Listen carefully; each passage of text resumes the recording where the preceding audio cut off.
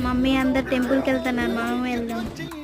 నేను రానులే చిట్టి, నువ్వు వెళ్ళు. నాకు ఇంట్లో చాలా పనులు ఉన్నాయిగా, ఆంటీ వాళ్ళతో వెళ్ళి. నువ్వు వస్తే నేను వెళ్తా. నీ ఎందుకు చిట్టి అడ చేస్తావు నువ్వు చెప్పి. నేను పోను, నువ్వు వస్తే నేను వెళ్తా. నీ ఏంది చిట్టి నువ్వు. ఇక పోదాం పాయిగా.